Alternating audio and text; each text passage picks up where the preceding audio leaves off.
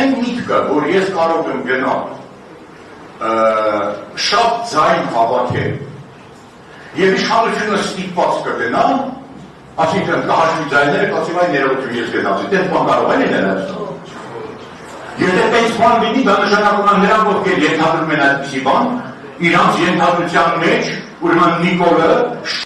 բարոյական եւ բարձր մակարդակի մարդ է, աննախ բոլոր իշխանությունները։ Բայց այդպես է,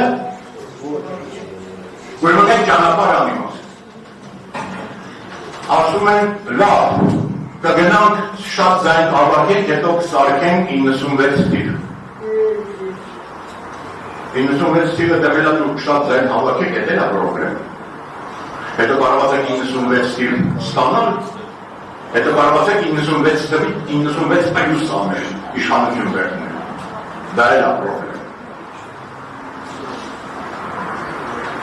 Երբեմն օրինակ է բերում Գյումրի օրինակը, որ տեսեք Գյումրիում փաստորեն մենք երեք տարբեր շարաշինով, հետո ոչ իշխանական քաղաք։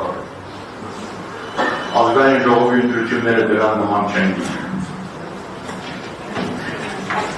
Դա ծուղակ է, Գյումրին ծուղակ է։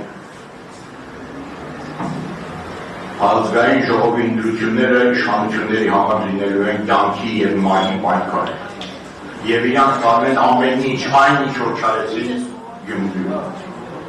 Դա կյանքի և մահի հարց է, իշխանություն կորցնելու հարց է, փող կորցնելու հարցն է, ամեն ինչ կորցնելու հարցն է, այդտեղ իրանք գնալու են մինչև վերջ։ Եվ պլյուս եվրոպական որոշ ուժեր կան, որ իրանք համար Հայաստանի այս թույլ լինել, այս վիճակ լինելը մենակ Ռուսաստանի դերների մեզերի կա, առանձնապես ձայն չեն անում։ Ուրեմն պետք է լինի ճակատ, այդ ճակատը կարող է գնալ ընտրությունների, ընտրությունները լավ ձև կարող են լինել իշխանություն փոխելու, բայց այն դեպքում եթե դա մի ճակատ է, երկու տարբերակ կա, կամ այդ միասնական ճակատը միասնական տեխնատու է դնում, որին ես չեմ տեսնում, Հայաստանում գոյություն չունի մարդ, որի շուրջ ամբողջ ժողովուրդը համախմբվի։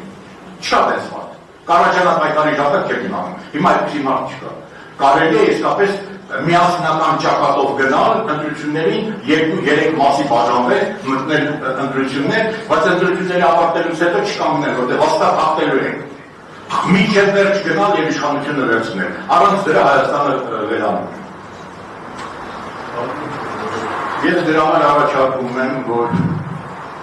մեր նորընտիր ղեկավարությունը կուսակցության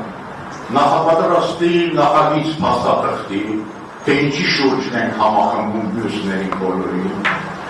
փորձ անի իր ջանքերը թափի այդ միությունը ստեղծելու առաջ կան։ Բայց քաղաքական ուժերը Հայաստանի բնակչության 10%-ն են